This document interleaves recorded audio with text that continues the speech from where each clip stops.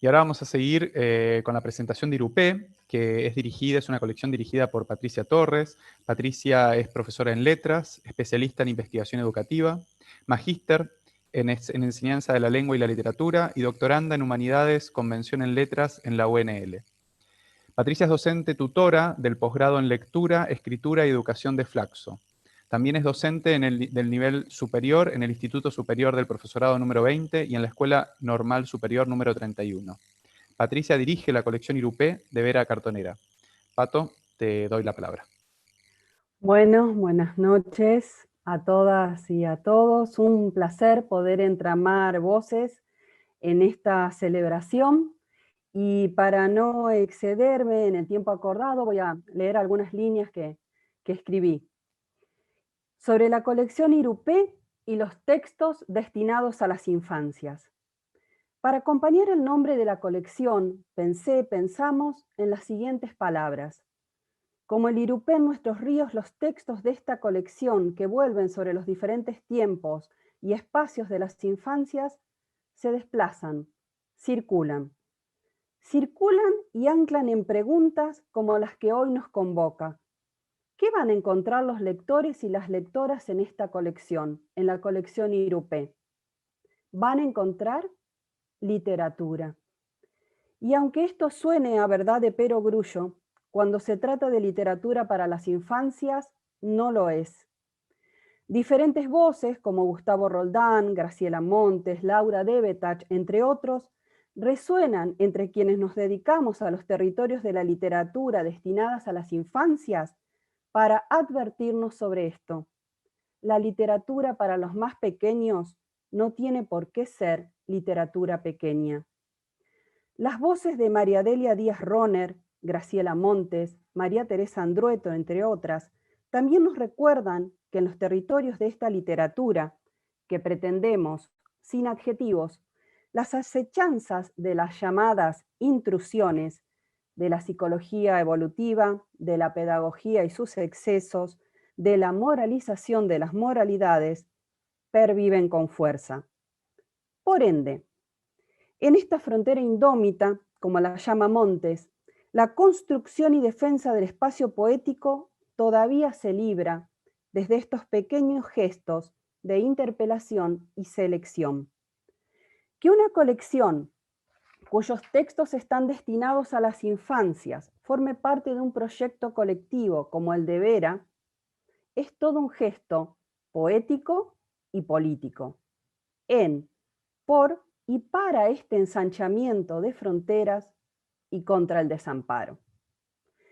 Pensar en textos para Irupé, para esta colección, en libritos hechos con amor, como se dice en el colectivo de Vera Cartonera, es diseñar propuestas en las que reverberan las huellas de míticas colecciones como la de los Morochitos, por ejemplo. En ellas, al igual que en Vera e Irupé, se comparten dibujos en blanco y negro en los que se experimenta con la llamada falta de color, a partir del cual emerge un mundo configurado desde el claroscuro, pero con múltiples matices, o contra las propuestas de literatura de almohadón o de textos con brillitos y pompones, porque son para los más chiquitos, ¿vio? Interpelar, tensionar desde lo que se selecciona y pensar para los primeros textos en literatura y memoria, como en el texto de Alicia Barberis, o en el nonsense y el humor no naif, como en los textos de María del Carmen Reyes. Pensar, convocar y que acepten donar sus dones esos otros autores que son los dibujantes y que las obras de Constanza Taboada desde Córdoba y de Luciana Guerra desde Rosario, excelentes artistas visuales, circulen juntos con los libros. En la colección Irupé también van a encontrar un modo posible de pensar sobre un lector de literatura y formas de generosidad y amparo, que también se plasman en gestos poéticos y políticos, como los de María Teresa Andrueto y María Laura Belluccini, quienes nos regalaron sus palabras para los prólogos de estos dos primeros textos de la colección. En el primero de ellos, las palabras de la Tere, como muchos la llaman, funciona como una declaración de nuestros principios para esta colección. Palabra que nos dedicó de puño y letra para el colectivo de Vera, en el patio de una biblioteca popular que queda acá cerca, llamada Esos Otros Mundos, espacio en el que se piensa y acciona, al igual que en Vera, que esto sí es para todos, que esto sí es para nosotros.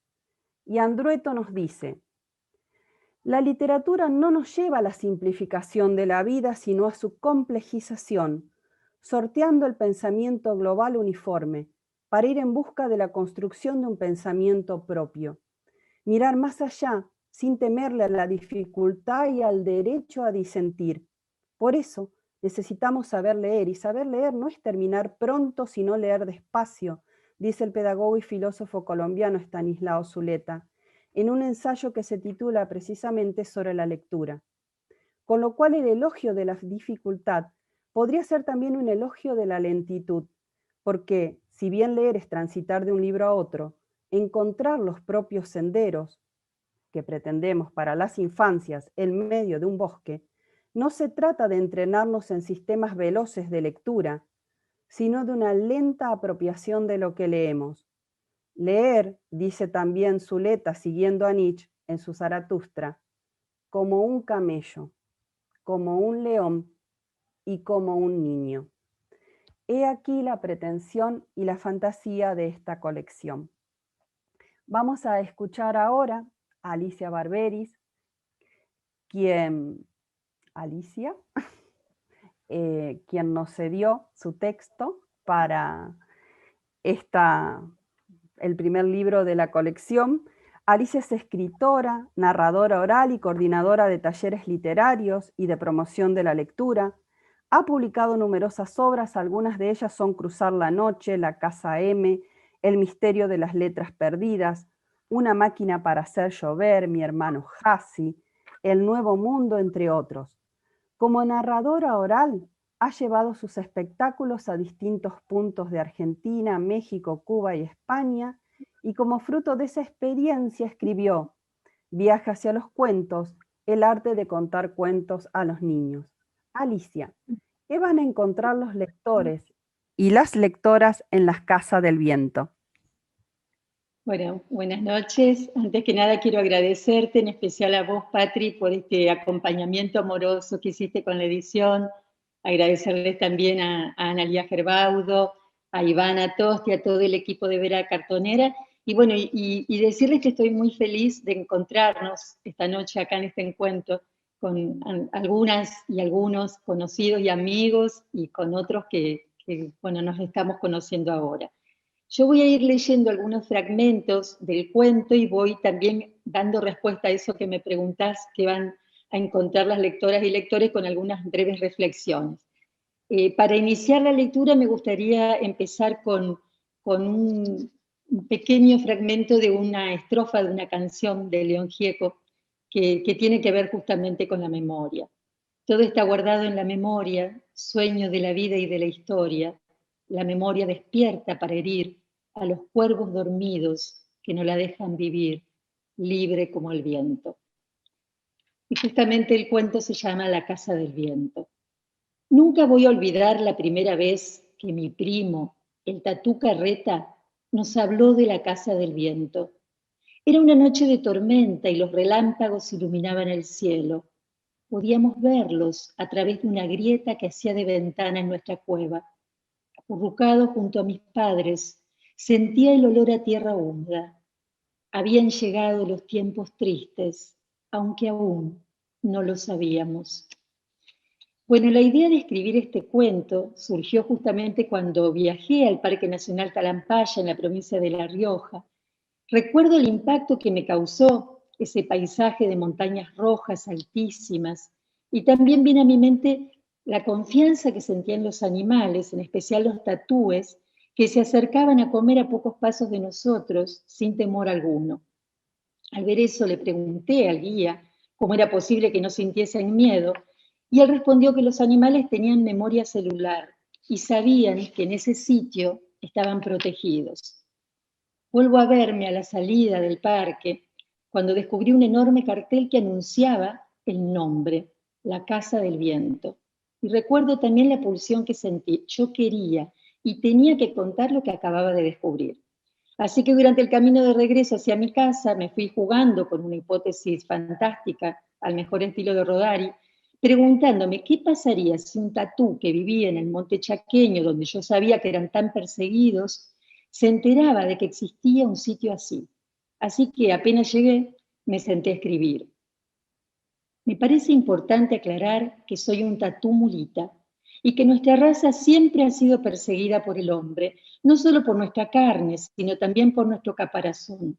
Mi madre nos contó que al abuelo lo habían transformado en un charango, que es el instrumento musical más odiado por nosotros. Esa noche, el primo Carreta nos habló de un lugar en medio del desierto donde estaríamos a salvo. Se llama Talampaya, anunció, y le dicen la casa del viento, porque ahí entre las montañas más rojas del mundo sopla el sonda con todas sus fuerzas. Ese lugar es el paraíso de los animales, porque ahí el hombre tiene prohibida la caza. Creo que quienes lean esta historia conocerán de cerca una familia de tatúes, el drama que les toca atravesar y el viaje que emprenden luego dos de sus integrantes. Salí a toda carrera con mi hermanito aferrado a mi cuello, recordando el camino que había aprendido de memoria para llegar a Talampaya. Corrí durante horas, durante semanas, durante meses. Cada mañana, con una paciencia infinita, le enseñaba a comer a mi hermanito, brotes tiernos e insectos, y por las noches le contaba sobre nuestra familia. Y luego, casi al final de este cuento, otro fragmento. Han pasado muchos años desde entonces. Por fin han llegado los tiempos felices. Sigo siendo el mismo tatú, pero mucho más viejo. Durante el día disfrutamos la visita de miles de turistas que recorren este sitio sin molestarnos. Pero cuando llega la noche, siento a mis nietos en ronda y les cuento una y otra vez esta historia para que nunca la olviden. En el año 96 publiqué mi primera novela para jóvenes, como dijo Patricia, Cruzar la Noche, que aborda la temática de las apropiaciones de niñas y niños durante la dictadura. Sentí que ya no volvería a escribir sobre ese tema porque había dicho todo lo que quería decir y además porque me había resultado un proceso particularmente doloroso. Sin embargo, pocos años después, salió a la luz que la casa que alquilé durante 4 años, la misma casa en la que escribí Cruzar la Noche, había funcionado como centro clandestino durante la dictadura. Fue tan impactante esto para mí que en poco tiempo escribí 3 obras que llevaban por título La Casa M, La Casa del Crimen y La Casa del Viento. En un principio, yo estaba convencida de que solo en las 2 primeras obras, es decir, en la Casa M y en la Casa del Crimen, abordaba la temática de la dictadura. Sin embargo, alguien me hizo ver que también lo estaba haciendo en la Casa del Viento.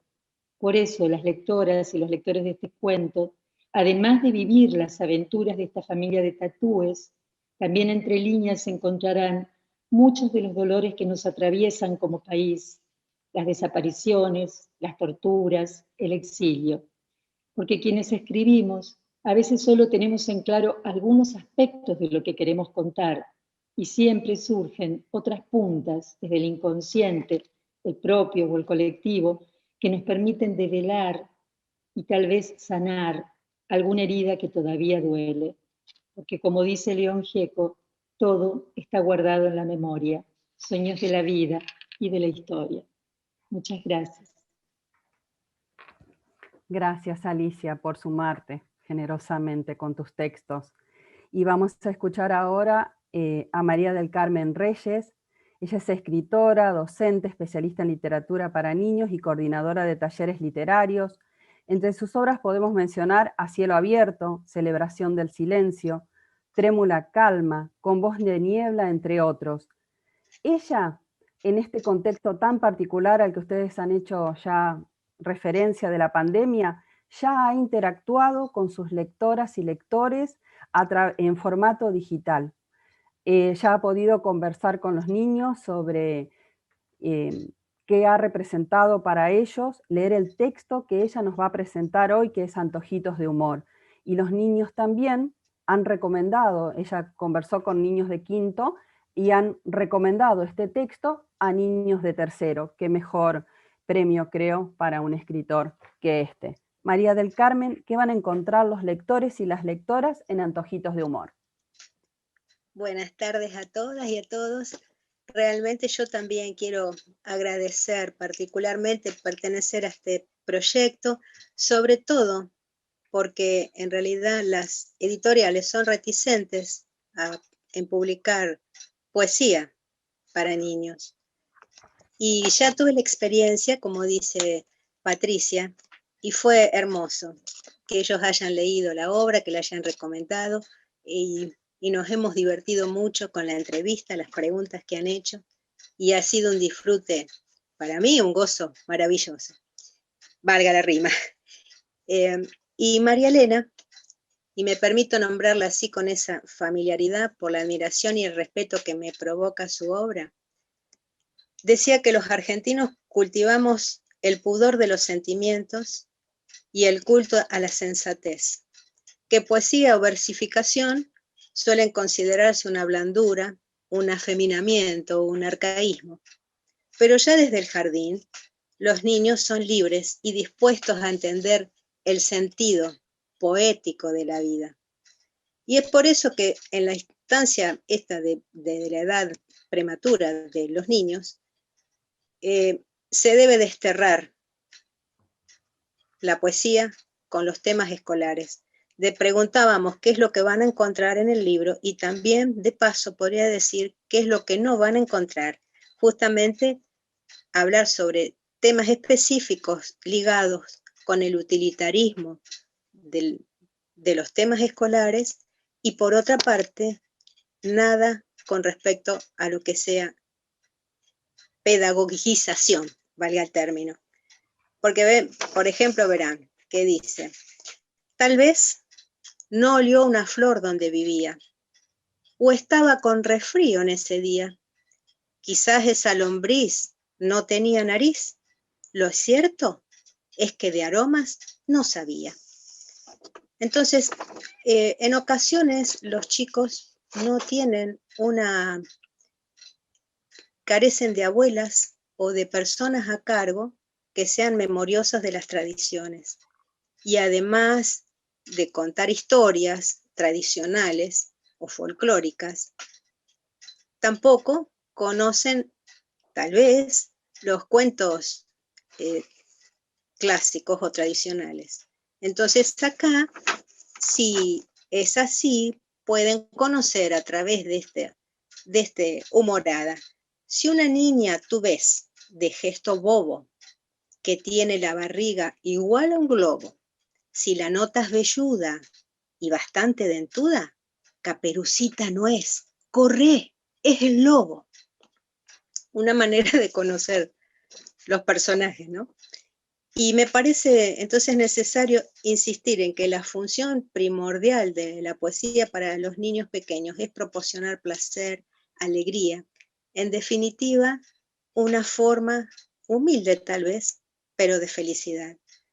Y tal vez los elementos humorísticos nos permitan competir con los grandes atractivos que ofrecen los medios de comunicación, de difusión. Y, por ejemplo, otro poquito de humor. Una araña se asoma a la cornisa. No tiene miedo, tiembla de la risa. A prueba de caídas, lleva un paracaídas de idéntico color a su camisa. Considero que un acto de insensatez seleccionar los versos en la medida que sean absolutamente comprensibles. La poesía primitiva está llena de sonsonetes, de estribillos, onomatopeyas y sonidos incomprensibles. Y entonces el juego silábico sin sentido, como el de las gitanjáforas, las situaciones y personajes disparatados, siempre existieron en la tradición de los pueblos. Por esta razón, es difícil pensar en una poesía absolutamente comprensible y hasta calificarla para distintas edades. En el folclore, los juegos verbales han sido aprobados por la sapiencia de generaciones, y los poetas pueden recrearlos o inventar otros. En el jardín se suele improvisar mucha poesía, lamentablemente defectuosa, abarrotada de diminutivos, pobres rimas o verbos en infinitivo. El poeta, decía María Elena, es el único capaz de versificar para los niños y no por elegido, sino por artesano. Insistía en que la poesía desde la primera infancia debe rescatarse del folclore o de obras de auténticos poetas, aún en fragmentos que no han sido exclusivamente escritos para ellos, ¿no? La poesía destinada al niño en edad preescolar pertenece al reino de la imaginación y del juego, como decíamos. Y debe ser, en realidad, una actitud frente a la vida. En Antojitos de Humor presento 36 limericks, que es la forma estrófica novedosa en la poesía de habla hispana que introduce María Elena Walsh con su inefable solo, ¿no? Se presenta como una estrofa de 5 versos. Los 2 primeros y el último son endecasílabos y rimados entre sí, y el segundo y el tercer verso son heptasílabos y también rimados entre sí. Asumo en este libro la relación entre el disparate, presente en el folclore español, y el absurdo, el nonsense del limerick. Su origen es inglés y parecería provenir de las canciones de los mendicantes del siglo XVI. Con Shakespeare entra en la tradición literaria culta. Según Elsa Bornemann, en su estudio acerca de la poesía infantil, el limerick probablemente se haya originado justamente en Limerick, nombre de la capital del condado irlandés del mismo nombre, fundada... María del Sí, Carmen, te voy a interrumpir un segundito, sí, pero nos queda unos minutitos nada más, el último. discúlpame. Bien. Sí, porque Eh, tenemos que pasar la voz a los demás. ¿Cómo Gracias. no? ¿Cómo no? Entonces, el último, si puede ser, y si no, quedamos acá. Sí, no, por favor. Porque justo quería decir el de Santa Fe, yo digo, para finalizar, entonces, uno que menciona a Santa Fe como ámbito de la disparatada historia. En Santa Fe se pudo averiguar cómo se llama el chef de ese lugar. Que ninguno se asombre, porque llevan su nombre sus budines de crema de afeitar. Muchas gracias, fue un placer. Gracias. Perdón si me extendí un poco. No, y Gracias. de paso dejamos con ganas de leer. Muchas Sí, gracias. seguro que sí. Gracias.